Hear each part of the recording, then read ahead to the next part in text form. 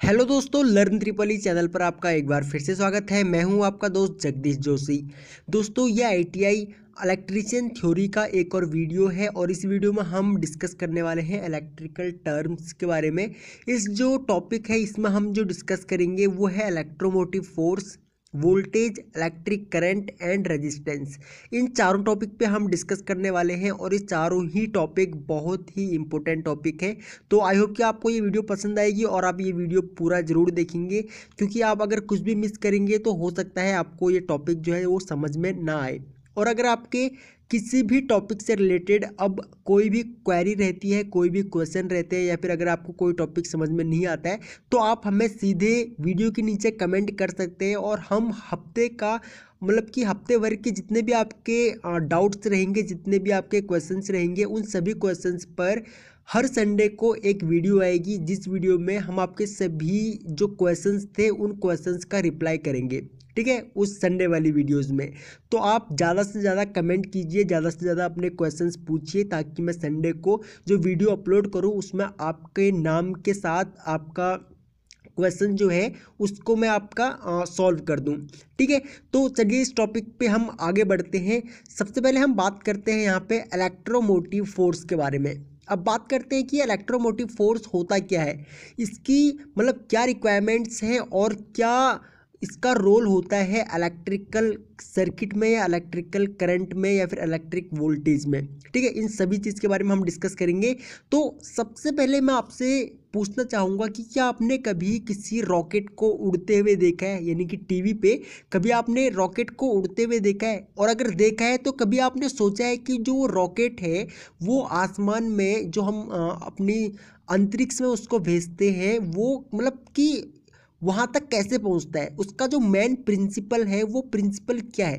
तो सबसे पहले मैं आपको एक वीडियो दिखाऊंगा जिसमें एक रॉकेट अंतरिक्ष में मतलब कि अंतरिक्ष में जा रहा है वो। ठीक है, तो उसके बाद हम नेक्स्ट जो है वो इस टॉपिक पे इलेक्ट्रोमोटिव फोर्स पे डिस्कस करेंगे। ओके, तो पहले आप वो वीडियो देख लीजिए।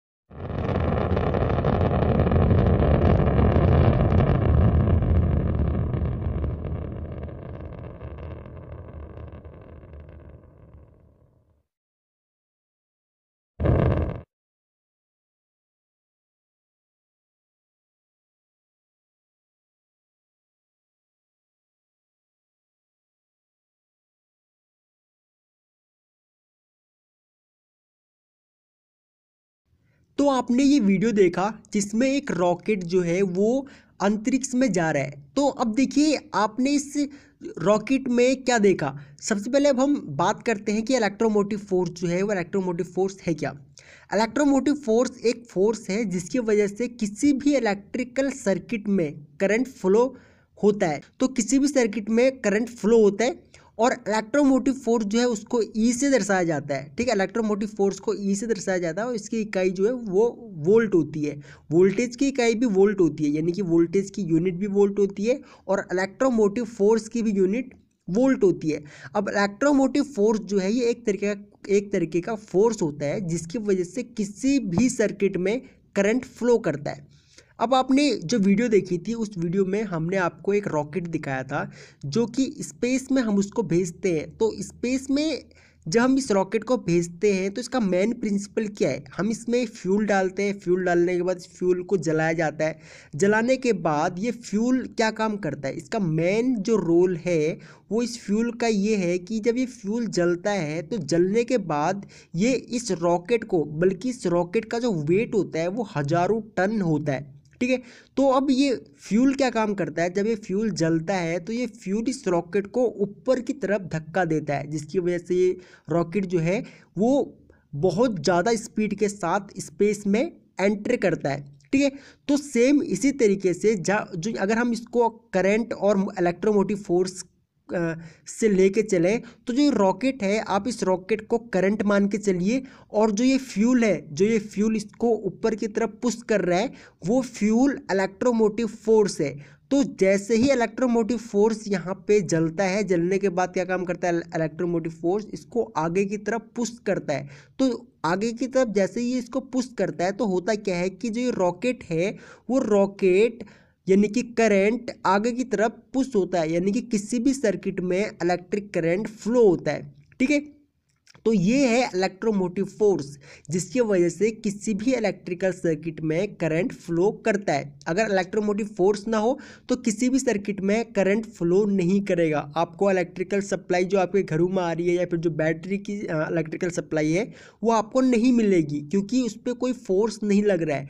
किसी भी सर्किट के अंदर वोल्टेज एंड करंट यानी कि इलेक्ट्रोमोटिव फोर्स एंड करंट ये दोनों ही होती है। अगर वोल्टेज नहीं होगा तो करंट आपको नहीं मिलेगी, क्योंकि करंट वोल्टेज ही किसी भी सर्किट में करंट को पुश करता है, तभी करंट जो है वो किसी भी सर्किट में फ्लो होती है।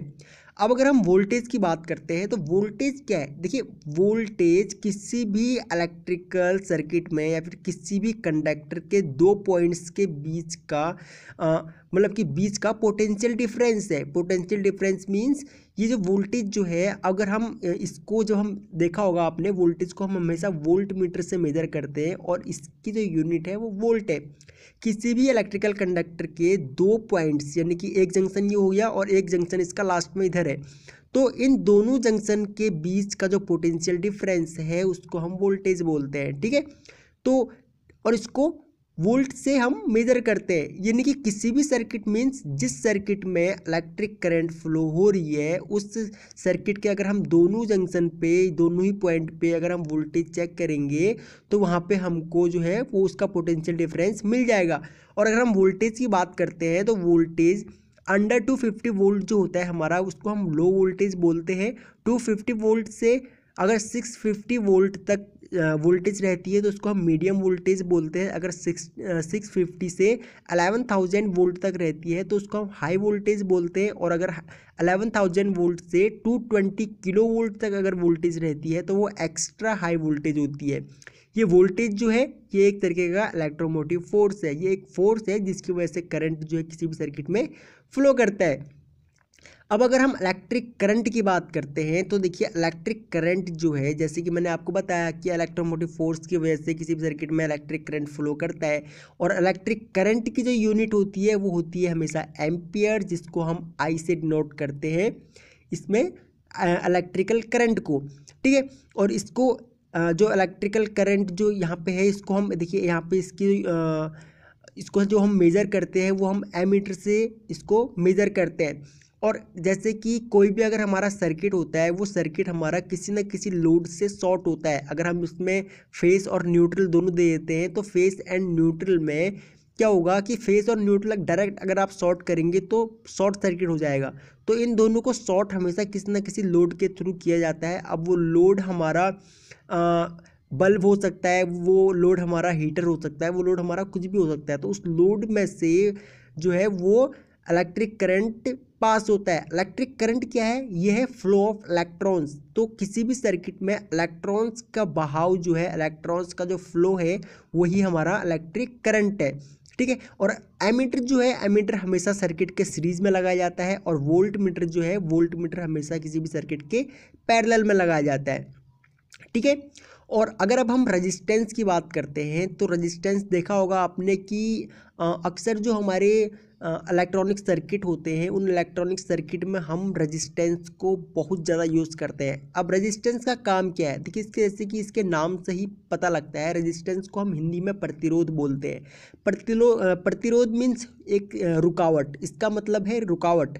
अब इसको हम यूज़ करने का हमारा मेन पर्पज़ क्या होता है कि इलेक्ट्रिक जो हमारे कोई भी सर्किट है उस सर्किट में इलेक्ट्रिक करंट को, ठीक है, इलेक्ट्रिक करंट को इसकी जो फ्लो, अगर किसी भी सर्किट में ये फ्लो हो रहा है तो उसके बीच में बाधा उत्पन्न करना, यानी कि उसके बीच में जो है वो उसमें रुकावट पैदा करना, तो ये रेजिस्टेंस का मेन काम होता है। इसको यूज़ करने से क्या होता है कि ये किसी भी सर्किट में अगर इलेक्ट्रिक करंट फ्लो हो रहा है तो उसके बीच में क्या काम करेगा, उसको ब्रेक करने की कोशिश करेगा, उसमें उसके बीच में बाधा उत्पन्न करेगा, उसके बीच में प्रतिरोध उत्पन्न करेगा। ठीक है, तो इसलिए हम इसको किसी भी सर्किट में यूज़ करते हैं। अब मान के चलिए अगर कहीं पर हमको कहीं पर अगर हमको 5 वोल्ट हम उसको इनपुट दे रहे हैं, और इनपुट देने के बाद अगर हमको कहीं पे 2 वोल्ट ड्रॉप करवाना है और हमको सिर्फ 3 वोल्ट का रिक्वायरमेंट है किसी सर्किट में, तो हम वहाँ पे क्या काम करेंगे, हम वहाँ पे रेजिस्टेंस का यूज़ करेंगे और रेजिस्टेंस यूज़ कर करके हम यहाँ पे 2 वोल्ट को ड्रॉप कर देंगे। अब ड्रॉप कौन करेगा, रेजिस्टेंस करेगा, और रेजिस्टेंस के बाद सिर्फ आगे 3 वोल्ट, सिर्फ 3 वोल्ट ही आगे पास करेगा। तो इस तरीके से रेजिस्टेंस को हम यूज करते हैं, और रेजिस्टेंस से हम किसी भी सर्किट में इलेक्ट्रिक करंट को फ्लो होने से रोक सकते हैं, उसके बीच में बाधा उत्पन्न कर सकते हैं। रेजिस्टेंस जो है ये, इसको हम ओम से, इसकी इकाई जो है वो ओम है, इसको हम ओम में मेजर करते हैं हमेशा, और इसकी जो कलर कोडिंग है, कलर कोडिंग से हम इसकी वैल्यू का पता करते हैं। अगर आपको इसकी कलर कोडिंग का जानना है कि किस कलर कोडिंग के अकॉर्डिंग इसकी वैल्यू कितनी है, तो उसके ऊपर भी मैंने एक वीडियो बना रखी है जिसमें आप जान सकते हैं कि इस कलर कोडिंग के अकॉर्डिंग जो रेजिस्टेंस की वैल्यू किस तरीके से पता की जाती है। ओके गाइस, तो ये था इलेक्ट्रिक टर्म्स का एक सेपरेट वीडियो। आई होप कि आपको ये टॉपिक पसंद आया होगा। अगर आपको ये वीडियो पसंद आई तो प्लीज़ आप इस वीडियो को लाइक ज़रूर करें, और अगर आपके कोई भी डाउट है इस टॉपिक से रिलेटेड तो आप हमें कमेंट करके पूछ सकते हैं। हम आपके सभी कमेंट्स का रिप्लाई करने की कोशिश करेंगे, या फिर नेक्स्ट वीडियो जो आएगी संडे को उसमें मैं आपके सभी डाउट्स क्लियर करने की कोशिश करूँगा। ओके, तो अगर आप इस चैनल पर न्यू हैं तो आप इस चैनल को सब्सक्राइब कर लीजिए, और बगल में जो बेल आइकॉन है उसे ऑन कर लीजिए, ताकि आपको हमारी सभी न्यू वीडियोस का नोटिफिकेशन लगातार मिलता रहे। ओके, तो थैंक्स फॉर वॉचिंग, जल्द मिलते हैं अपनी नेक्स्ट वीडियो में।